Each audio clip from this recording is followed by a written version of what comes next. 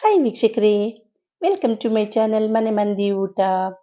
ವೀಕ್ಷಕರೇ, ನಾನಿವತ್ತೊಂದು ಕಲಾಕಂದ್ ಸ್ವೀಟ್ ಮಾಡೋದು ಹೇಗೆ ಅಂತ ಹೇಳ್ಬಿಟ್ಟು ಹೇಳ್ಕೊಡ್ತೀನಿ. ಮಾಡೋದಂತೂ ಸಿಕ್ಕಾಪಟ್ಟೆ ಈಸಿ, ಟೇಸ್ಟು ಅಷ್ಟೇ ತುಂಬ ಅಂದರೆ ತುಂಬಾ ಚೆನ್ನಾಗಿರುತ್ತೆ ವೀಕ್ಷಕರೇ. ಮಕ್ಕಳಂತೂ ಸಿಕ್ಕಾಪಟ್ಟೆ ಎಂಜಾಯ್ ಮಾಡಿ ತಿನ್ನುವಂಥ ಸ್ವೀಟ್ ಇದು. ಹಾಲಲ್ಲಿ ಮಾಡುವಂಥ ಸ್ವೀಟು. ಮತ್ತು ಇದಕ್ಕೆ ಇಂಗ್ರೀಡಿಯೆಂಟ್ಸು ಕೂಡ ತುಂಬ ಕಡಿಮೆ ಇಂಗ್ರೀಡಿಯೆಂಟ್ಸ್ ಯೂಸ್ ಮಾಡಿ ಮಾಡುವಂಥ ಸ್ವೀಟು ವೀಕ್ಷಕರೇ. ಬನ್ನಿ ಹೇಗೆ ಮಾಡೋದು ಅಂತ ಹೇಳ್ಬಿಟ್ಟು ಹೇಳ್ತಾ ಹೋಗ್ತೀನಿ. ನೋಡಿ, ಇಲ್ಲಿ ನಾನು ಮೊದಲಿಗೆ ಅರ್ಧ ಲೀಟರ್ ಹಾಲು ತಗೊಂಡಿದ್ದೀನಿ. ಆದಷ್ಟು ಸ್ವಲ್ಪ ಗಟ್ಟಿ ಹಾಲು ತಗೊಂಡ್ರೆ ಒಳ್ಳೇದು ವೀಕ್ಷಕರೇ. ನೋಡಿ, ಆ ಹಾಲನ್ನು ಇವಾಗ ಓಪನ್ ಮಾಡಿಬಿಟ್ಟು ನಾನು ಕುದಿಯೋದಿಕ್ಕೆ ಅಂತ ಹೇಳ್ಬಿಟ್ಟು ಇಡ್ತೀನಿ. ನೋಡಿ, ಇವಾಗ ಆಲ್ಮೋಸ್ಟ್ ಇವಾಗ ಉಕ್ಕು ಬರ್ತಾ ಇದೆ ಅಲ್ವಾ, ಅಲ್ಲಿ ನಾವು ಏನು ಆ ಕೆನೆ ಕಟ್ಟುತ್ತೆ ಅಲ್ವಾ, ಆ ಕೆನೆನೇ ಇಂಪಾರ್ಟೆಂಟು ಕಲಾಕಂದ್ ಸ್ವೀಟ್ ಮಾಡೋದ್ರಲ್ಲಿ. ಸೊ ಆ ಕೆನೆ ಎಲ್ಲದನ್ನು ಕೂಡ ನಾವು ಒಳಗಡೆ ಹಾಕ್ತಾ ಇರಬೇಕಾಗತ್ತೆ. ಸುತ್ತ ಇರೋದನ್ನೆಲ್ಲ ಕೆರೆದ್ಬಿಟ್ಟು ಮಧ್ಯಕ್ಕೆ ಹಾಕ್ತಾ ಇರಬೇಕಾಗತ್ತೆ. ನೋಡಿ, ಈ ಥರ ಹಾಕ್ತಾ ಇರಬೇಕಾಗತ್ತೆ. ಆ ಕೆನೆ ಏನು ಕಟ್ಟುತ್ತೆ ಅಲ್ವಾ ಸುತ್ತ, ಅದನ್ನೆಲ್ಲ ನೋಡಿ ಈ ಥರ ತೆಗೆದ್ಬಿಟ್ಟು ಮಧ್ಯಕ್ಕೆ ಹಾಕ್ತಾ ಇರಬೇಕಾಗತ್ತೆ. ನೋಡಿ, ಈ ಥರ ಕುದಿತಾ ಇರಬೇಕಾಗತ್ತೆ. ಈ ಹಾಲೇನಿದೆ ಇದು ಆಲ್ಮೋಸ್ಟ್ ಒಂದು ಅರ್ಧಕ್ಕರ್ಧ ಕಡಿಮೆ ಆಗಬೇಕು. ಅಲ್ಲಿ ತನಕನೂ ಕೂಡ ನಾವು ಇದನ್ನು ಕುದಿಸ್ತಾನೇ ಇರಬೇಕಾಗತ್ತೆ. ಆದಷ್ಟು ಕೂಡ ಊರಿನ ಸ್ವಲ್ಪ ಜಾಸ್ತಿನೇ ಇಟ್ಕೊಂಡ್ಬಿಟ್ಟು ಮಾಡ್ಕೋಬೇಕಾಗತ್ತೆ. ನೋಡಿ ವೀಕ್ಷಕರೇ, ಇವಾಗ ಹಾಲು ಕುದ್ದು ಸ್ವಲ್ಪ ಕಡಿಮೆ ಆಗ್ತಾ ಇದೆ, ಕಾಣಿಸ್ತಾ ಇದೆಯಲ್ಲ. ನೋಡಿ, ಈ ಥರ ಕೆನೆ ಎಲ್ಲ ಕಟ್ಟುತ್ತಲ್ಲ, ಈ ಕೆನೆ ಕೂಡ ಹಾಲಿನೊಳಗಡೆನೇ ಹಾಕಬೇಕಾಗತ್ತೆ. ಅದೇ ಇಂಪಾರ್ಟೆಂಟು ಕಲಾಕಂದ್ ಸ್ವೀಟಿಗೆ. ನೋಡಿ, ಇವಾಗ ಆಲ್ಮೋಸ್ಟ್ ಇವಾಗ ಉಕ್ಕಿ ಎಲ್ಲ ಹಾಲಿನ ಪ್ರಮಾಣ ಕೂಡ ಕಡಿಮೆ ಆಗ್ತಾ ಇದೆ.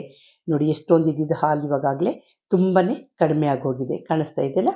ನೋಡಿ, ಈ ಥರ ಸುತ್ತ ಇರೋದನ್ನೆಲ್ಲ ಬಿಡಿಸ್ಕೋಬೇಕಾಗತ್ತೆ ಕೆನೆನ. ನೋಡಿ, ಇವಾಗ ಫುಲ್ ಆಲ್ಮೋಸ್ಟ್ ಇವಾಗ ಕಡಿಮೆ ಆಗಲಿಕ್ಕೆ ಬಂದಿದೆ. ಈ ಸಂದರ್ಭದಲ್ಲಿ ಹಾಲು ಅರ್ಧಕ್ಕಿಂತಲೂ ಸ್ವಲ್ಪ ಕಡಿಮೆನೇ ಆದ ನಂತರ ನಾನು ಅದಕ್ಕೆ ಸ್ವಲ್ಪ ನಿಂಬೆಹಣ್ಣಿನ ರಸ ಹಾಕ್ತೀನಿ. ಅದಕ್ಕಿಂತ ಮುಂಚೆ ನೋಡಿ, ಈ ಥರ ಸ್ಟೀಲ್ ಬಾಕ್ಸ್ ಇರುತ್ತಲ್ಲ, ಇದಕ್ಕೆ ಸ್ವಲ್ಪ ತುಪ್ಪನ ಸವರ್ಕೋಬೇಕಾಗತ್ತೆ. ತುಪ್ಪ ಅಥವಾ ಎಣ್ಣೆ ಯಾವುದಿರುತ್ತೆ ಅದರಲ್ಲಿ ಸ್ವಲ್ಪ ಗ್ರೀಸ್ ಮಾಡ್ಕೋಬೇಕಾಗತ್ತೆ. ಇದು ರೌಂಡಕ್ಕಿರೋದ್ರಿಂದ ಒಂದು ಶೇಪ್ ಕ್ಲೀನಾಗಿ ಬರುತ್ತೆ, ಹಾಗಾಗಿ ನಾನು ಬಾಕ್ಸಲ್ಲಿ ಹಾಕ್ತಾ ಇದ್ದೀನಿ. ನೋಡಿ, ಇವಾಗ ಕೆನೆ ಎಲ್ಲ ಎಷ್ಟು ಚೆನ್ನಾಗಿ ಕಟ್ಕೋತಾ ಇದೆಯಲ್ಲ. ನೋಡಿ, ಕಾಣಿಸ್ತಾ ಇದೆಯಲ್ಲ, ಈ ಕೆನೆ ಎಲ್ಲ ಈ ಥರ ಬಿಡಿಸ್ಕೊಂಡು ಹಾಕ್ತಾ ಇರಬೇಕಾಗತ್ತೆ. ನೋಡಿ, ಕಾಣಿಸ್ತಾ ಇದೆಯಲ್ಲ. ಇವಾಗ ಆಲ್ಮೋಸ್ಟ್ ಎಷ್ಟು ಹಾಫ್ಗಿಂತಲೂ ಕೂಡ ಕಡಿಮೆ ಆಗೋಗಿದೆ ಹಾಲು. ನೋಡಿ, ಎಷ್ಟು ಗಟ್ಟಿಯಾಗಿದೆ, ಕಾಣಿಸ್ತಾ ಇದೆಯಲ್ಲ, ತೋರಿಸ್ತಾ ಇದ್ದೀನಿ ಎಷ್ಟು ಗಟ್ಟಿಯಾಗಿದೆ ಅಂತೇಳಿ. ನೋಡಿ, ಈ ಥರ ಫುಲ್ಲು ಗಟ್ಟಿಯಾಗೋ ತನಕನೂ ಕೂಡ ನಾವು ಕುದಿಸ್ಕೋಬೇಕಾಗತ್ತೆ. ನೋಡಿ, ಎಷ್ಟೊಂದು ಗಟ್ಟಿಯಾಗಿದೆ ಅಲ್ಲ.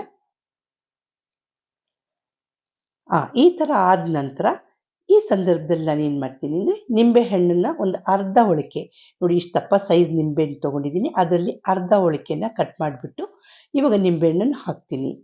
ಇಲ್ಲಿ ನಿಂಬೆಹಣ್ಣು ಹಾಕುವಾಗಲೂ ಅಷ್ಟೇ ವೀಕ್ಷಕರೇ, ಅಟ್ ಎ ಟೈಮ್ ಹಾಕೋಕ್ಕೆ ಹೋಗಬಾರ್ದು. ಸ್ವಲ್ಪನೇ ಹಾಕಬೇಕು, ಮತ್ತೆ ಒಂದು ಸ್ವಲ್ಪ ಸ್ಟಿರ್ ಮಾಡಬೇಕು, ಮತ್ತೆ ಇನ್ನೊಂದು ಸ್ವಲ್ಪ ಹಾಕಬೇಕು, ಮತ್ತೆ ಸ್ಟಿರ್ ಮಾಡಬೇಕು. ಈ ಥರ ನಾವು ಮಾಡ್ಕೋಬೇಕಾಗತ್ತೆ. ಅಟ್ ಎ ಟೈಮ್ ಹಾಕೋಕ್ಕೆ ಹೋಗಬಾರ್ದು ಯಾವುದೇ ಕಾರಣಕ್ಕೂ. ಈಗ ನೋಡಿ, ನಾನು ತೋರಿಸ್ತೀನಿ ಯಾವ ಥರ ಹಾಕ್ತಾ ಹೋಗ್ತೀನಿ ಅಂತೇಳ್ಬಿಟ್ಟು. ನೋಡಿ, ಇವಾಗ ನಿಂಬೆಹಣ್ಣಿನ ಜ್ಯೂಸನ್ನ ಸ್ವಲ್ಪ ಸ್ಕ್ವೀಸ್ ಮಾಡ್ತಾ ಇದ್ದೀನಿ. ನೋಡಿ, ಸ್ವಲ್ಪ ಒಂದು 1/4 ಟೇಬಲ್ ಸ್ಪೂನ್ನಷ್ಟು ಇವಾಗ ನಿಂಬೆಹಣ್ಣಿನ ರಸ ಹಾಕಿದ್ದೀನಿ. ಹಾಕ್ಬಿಟ್ಟು ಒಂದ್ಸರಿ ಕ್ಲೀನಾಗಿ ಸ್ಟಿರ್ ಮಾಡ್ತೀನಿ. ನೋಡಿ, ಈ ಥರ ಸ್ಟಿರ್ ಮಾಡ್ಕೋಬೇಕಾಗತ್ತೆ. ಮತ್ತೆ ಇನ್ನೊಂದು ಸ್ವಲ್ಪ ಇನ್ನೊಂದು 8-10 ಡ್ರಾಪ್ಸ್ ಹಾಕ್ತೀನಿ. ಹಾಕಿದ ನಂತರ ಮತ್ತೆ ಸ್ಟಿರ್ ಮಾಡ್ತಾ ಹೋಗ್ತೀನಿ. ನೋಡಿ, ಈ ಥರ ಮಾಡಬೇಕಾಗತ್ತೆ ಕಲಾಕಂದ್ ಮಾಡುವಾಗ. ಇದನ್ನು ಮಾಡುವಾಗ ಆದಷ್ಟು ಕೂಡ ಸ್ವಲ್ಪ ಊರಿನ ಕಡಿಮೆನಲ್ಲೇ ಇಟ್ಕೊಂಡು ಮಾಡ್ಕೋಬೇಕಾಗತ್ತೆ. ನೋಡಿ, ಸುತ್ತ ಎಲ್ಲ ಇವಾಗ ಕಟ್ಕೊಳ್ತಾ ಇದೆಯಲ್ಲ, ಅದನ್ನೆಲ್ಲ ಬಿಡಿಸ್ಕೋಬೇಕಾಗತ್ತೆ. ನೋಡಿ, ಈ ಥರ ಮಾಡ್ಕೋಬೇಕು. ಈಗ ಲಾಸ್ಟಲ್ಲಿ ಇನ್ನೊಂದು ಸ್ವಲ್ಪ ನಿಂಬೆಹಣ್ಣಿನ ರಸನ ಹಾಕ್ತಾ ಇದ್ದೀನಿ. ನೋಡಿ, ಹೆಚ್ಚು ಕಡಿಮೆ ನಿಂಬೆಹಣ್ಣು ತೋರಿಸಿದ್ನಲ್ಲ, ಆ ಸೈಜಲ್ಲಿ ಅರ್ಧ ಹೋಳಿಕೆ ಕಟ್ ಮಾಡ್ಕೊಂಡಿದ್ದೀನಿ. ಆ ಅರ್ಧ ಹೋಳಿಕೆನಲ್ಲೂ ಅರ್ಧ ನಿಂಬೆಹಣ್ಣನ್ನಷ್ಟೇ ನಾನು ಜ್ಯೂಸ್ ತೆಗೆದುಬಿಟ್ಟು ಹಾಕಿದ್ದೀನಿ. ತುಂಬ ಏನು ಬೇಡ, ಏಕೆಂದರೆ ತುಂಬ ಹುಳಿ ಅಂಶ ಆದ್ರೂ ಚೆನ್ನಾಗಿರೋದಿಲ್ಲ. ನೋಡಿ, ಇವಾಗ ಆಲ್ಮೋಸ್ಟ್ ಇವಾಗ ಗಟ್ಟಿ ಆಗ್ತಾ ಬರ್ತಾ ಇದೆ, ಕಾಣಿಸ್ತಾ ಇದೆಯಲ್ಲ. ನೋಡಿ, ಆ ಹಾಲು ಕೂಡ ಎಲ್ಲ ಒಡ್ಕೊಂಡ್ಬಿಟ್ಟು ಅದೆಲ್ಲ ಒಂಥರ ಹುಡಿಯಾಗಿ ಬರೋಕ್ಕೆ ಶುರು ಆಗುತ್ತೆ. ನೋಡಿ, ಇಲ್ಲಿ ತೋರಿಸ್ತಾ ಇದ್ದೀನಲ್ಲ ಈ ಸ್ಪೂನಲ್ಲಿ ನಾನು 3 ಸ್ಪೂನು ಸಕ್ಕರೆ ಹಾಕ್ತಾ ಇದ್ದೀನಿ. ನೋಡಿ, 2ನೇದು ಹಾಕಿದೆ, ಈಗ 3ನೇದು ಹಾಕಿದ್ದೀನಿ. ಇಷ್ಟು ಪ್ರಮಾಣಕ್ಕೆ 3 ಸ್ಪೂನ್ ಸಾಕಾಗತ್ತೆ. ಏಕೆಂದರೆ ಆ ಒಂದು ಹಾಲು ಏನಿದೆ ಅದು ಕುದ್ದು ಕುದ್ದು ಗಟ್ಟಿಯಾಗೋ ಟೈಮ್ನಲ್ಲಿ ಅದರಲ್ಲೂ ಕೂಡ ಸ್ವಲ್ಪ ಸ್ವೀಟ್ ಅಂಶ ಇರುತ್ತೆ. ಹಾಗಾಗಿ ಇದಕ್ಕೆ 3 ಸ್ಪೂನ್ ಸಾಕಾಗತ್ತೆ. ಇಲ್ಲ ಇದರಲ್ಲಿ ತುಂಬ ಸ್ವೀಟ್ ತಿನ್ನಬೇಕು ಅಂತ ಪಡೋ ಅಂಥವ್ರು ಇನ್ನು ಸ್ವಲ್ಪ ಆ್ಯಡ್ ಮಾಡ್ಕೊಳ್ಳಿ. ನೋಡಿ ಇವಾಗ ಇದರಲ್ಲಿ ಒಂದು ಸ್ಪೂನಷ್ಟು ತುಪ್ಪ ಕೂಡ ಆ್ಯಡ್ ಮಾಡಿದ್ದೀನಿ. ತುಪ್ಪ ಹಾಕಿದ ನಂತರ ಒಂದ್ಸರಿ ಕ್ಲೀನಾಗಿ ಸ್ಟಿರ್ ಮಾಡ್ತಾ ಹೋಗ್ತೀನಿ. ಇಲ್ಲಿ ಮಾಡುವಾಗ ಈ ಟೈಮ್ನಲ್ಲಿ ಉರಿನ ಕಂಪ್ಲೀಟ್ ಕಡಿಮೆ ಮಾಡ್ಕೊಳ್ಳಿ. ಫ್ಲೇಮ್ನ ಕಂಪ್ಲೀಟ್ ರೆಡ್ಯೂಸ್ ಮಾಡಬೇಕಾಗತ್ತೆ. ಮಾಡಿಬಿಟ್ಟು ನೋಡಿ ಕ್ಲೀನಾಗಿ ಈ ಥರ ಮಿಕ್ಸ್ ಮಾಡ್ತಾ ಹೋಗಬೇಕಾಗತ್ತೆ. ಈಗ ಇಷ್ಟಾದ ನಂತರ ನೋಡಿ ಆಲ್ಮೋಸ್ಟ್ ಗಟ್ಟಿಯಾಗಿ ಹೋಗಿದೆ. ಈ ಸಂದರ್ಭದಲ್ಲಿ ನಾನು ಏಲಕ್ಕಿ ಪುಡಿನ ಹಾಕ್ತಾ ಇದ್ದೀನಿ. ನೋಡಿ ಏಲಕ್ಕಿ ಕುಟ್ಟಿಟ್ಕೊಂಡಿದ್ದೆ ಒಂದು 3, ಅದನ್ನು ಕೂಡ ಫ್ಲೇವರಿಗೆ ಅಂತೇಳ್ಬಿಟ್ಟು ಹಾಕ್ತಾ ಇದ್ದೀನಿ. ನೋಡಿ ಹಾಕಿದ್ದಾಯಿತು. ಈಗ ಇದನ್ನು ನಾನು ಬಾಕ್ಸಿಗೆ ಟ್ರಾನ್ಸ್ಫರ್ ಮಾಡಿದ್ದೀನಿ. ನೋಡಿ ಗ್ರೀಸ್ ಮಾಡಿಟ್ಕೊಂಡಿದ್ನಲ್ಲ ತುಪ್ಪದಲ್ಲಿ, ಆ ಬಾಕ್ಸಿಗೆ ಇವಾಗ ಹಾಕಿದ್ದೀನಿ. ಹಾಕಿಬಿಟ್ಟು ಸ್ವಲ್ಪ ಟ್ಯಾಪ್ ಮಾಡಬೇಕಾಗತ್ತೆ. ಟ್ಯಾಪ್ ಮಾಡಿಬಿಟ್ಟು ಈಗ ಒಂದು ದಪ್ಪ ಆಗಿರುವಂಥ ಒಂದು ಬಟ್ಟೆಯಿಂದ ಕ್ಲೀನಾಗಿ ಕವರ್ ಮಾಡಬೇಕಾಗತ್ತೆ, ಗಾಳಿ ಹೋಗದಂಗೆ. ಸೊ ಈ ಥರ ಮಾಡೋದ್ರಿಂದ ಏನಾಗುತ್ತೆ ಅಂದರೆ ಕ್ಲೀನಾಗಿ ಅದು ಏನು ಸ್ವೀಟ್ ಇದೆಯಲ್ಲ ಅದು ಕರೆಕ್ಟಾಗಿ ಸೆಟ್ ಆಗುತ್ತೆ. ನೋಡಿ ಇವಾಗ ನಾನು ಅದು ಬಿಡಿಸ್ಕೊಳ್ಬೇಕು ಅಂತಂದರೆ ಸ್ವಲ್ಪ ಎಣ್ಣೆಯಲ್ಲಿ ಬಾಕ್ಸನ್ನು ಬಿಸಿ ಮಾಡ್ಕೊಂಡಿದ್ದೀನಿ. ಆವಾಗ ಸುತ್ತ ಎಲ್ಲ ಬಿಟ್ಕೊಳ್ಳುತ್ತೆ ಕ್ಲೀನಾಗಿ.